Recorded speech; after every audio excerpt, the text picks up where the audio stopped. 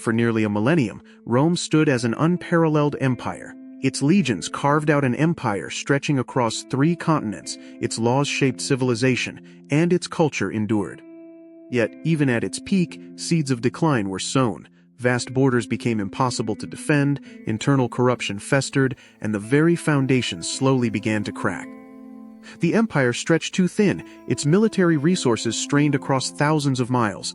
Maintaining control over such a vast territory became an unsustainable, monumental task.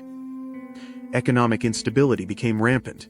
Inflation soared, trade routes were disrupted, and the once wealthy state found its coffers dwindling, leading to widespread hardship. Within Rome's very walls, political intrigue and assassinations became common. Emperors rose and fell with alarming frequency, destabilizing the central government. From beyond the borders, barbarian tribes, pushed by other forces, relentlessly pressed against Rome's defenses, leading to constant skirmishes and outright invasions. The 3rd century was a period of near-total collapse, with civil wars, plagues, and relentless barbarian raids pushing the empire to its absolute breaking point. Emperor Diocletian recognized the crisis and implemented sweeping reforms, including splitting the empire into East and West, hoping to make it more governable. Another profound shift was the rise of Christianity.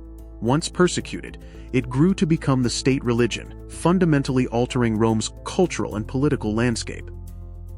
Emperor Constantine further cemented the East-West divide by founding a new capital, Constantinople, a shining city that would become the heart of the Eastern Roman Empire.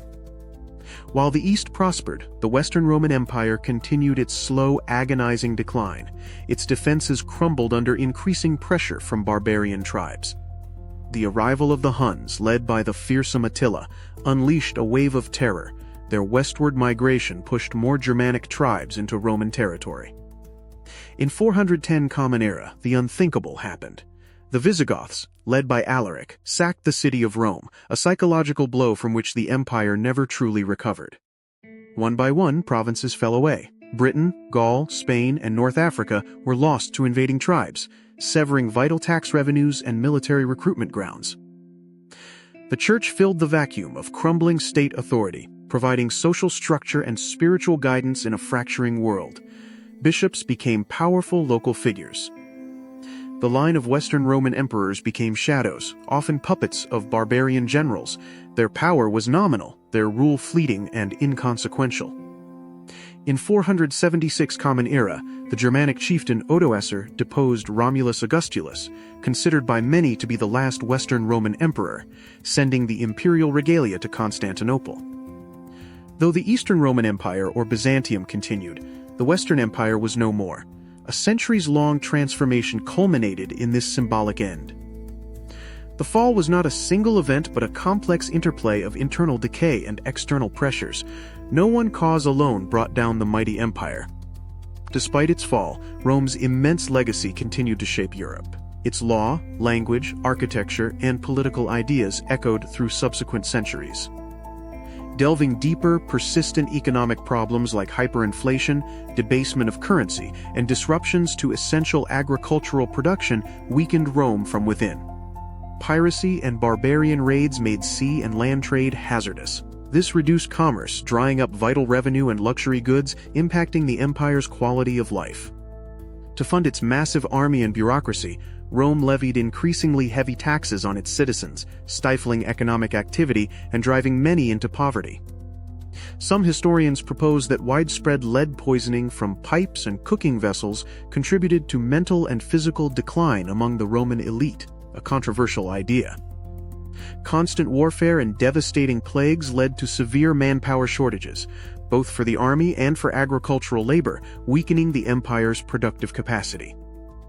As conditions worsened, fewer Roman citizens volunteered for military service. The empire increasingly relied on mercenaries and barbarian federates, whose loyalty was often questionable. Some argue that a decline in civic virtue, a sense of duty and public service, contributed to Rome's decay, replaced by self-interest and apathy. The adoption of Christianity brought a new focus on spiritual salvation over earthly glory, potentially shifting societal priorities away from imperial expansion and militarism. The constant cycle of civil wars, usurpations, and rivalries within the Roman leadership severely drained resources and distracted from external threats. The so-called barbarian invasions were often mass migrations, driven by desperate peoples fleeing the Huns, seeking new lands and safety within Roman borders. The catastrophic Roman defeat at the Battle of Adrianople in 378 Common Era, where Emperor Valens was killed, signaled a turning point in military impotence. The Vandals established a powerful kingdom in North Africa, cutting off Rome's vital grain supply from Egypt, starving the city and its legions. Another devastating sack of Rome, this time by the Vandals, stripped the city of its remaining wealth and dignity, further cementing its decline. Barbarian warlords, like Ricimer and Odoacer, became the true powers behind the throne, installing and deposing puppet emperors at will. Cities across the Western Empire shrank dramatically as people fled to the countryside for safety and sustenance, abandoning the urban centers of Roman life. With central authority gone, local landowners and regional chieftains carved out their own territories, laying the groundwork for feudalism. Despite political collapse, a sense of Romanness, or Romanitas, persisted in many areas, influencing the emerging barbarian kingdoms. Crucially, the Eastern Roman Empire, or Byzantium, thrived for another 1,000 years, preserving Roman law, culture, and power in the East. Emperor Justinian in the 6th century even attempted to reconquer the West, briefly restoring some Roman territories and codifying Roman law. The period after Rome's fall is often called the Dark Ages, but this is a misnomer. While chaotic, it was a time of cultural fusion and new beginnings. The fall of Rome marked a fundamental shift in European power, from a centralized empire to a fragmented landscape of smaller, independent kingdoms. This fragmentation ultimately led to the rise of feudalism, a system of land ownership and loyalty that defined medieval European society for centuries. Latin, the language of Rome, evolved into the Romance languages and heavily influenced Germanic languages, a testament to Rome's linguistic impact.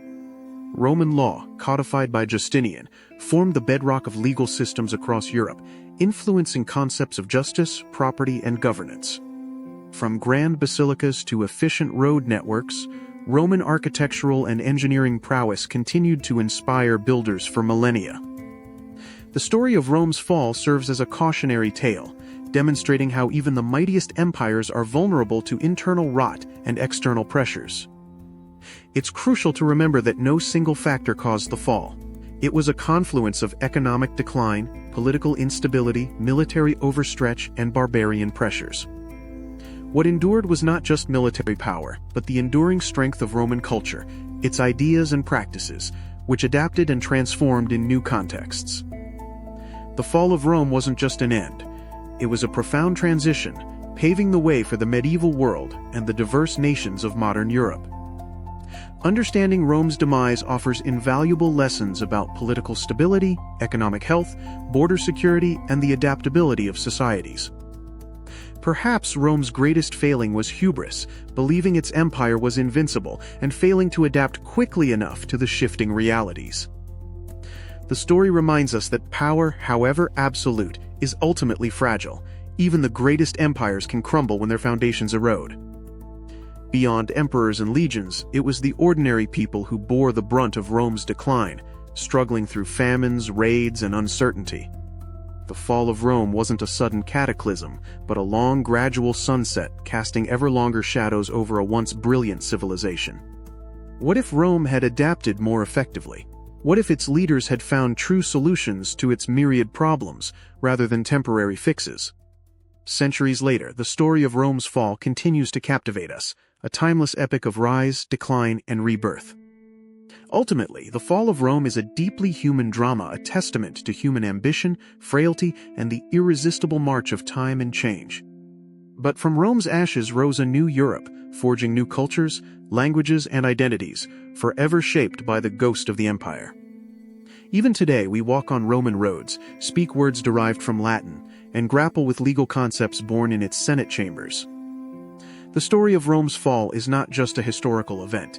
It is a permanent imprint on the tapestry of Western civilization, continuing to inspire and warn us. What aspects of the Roman Empire's fall captivate you most? Share your thoughts and theories in the comments below, and let's explore this epic history together.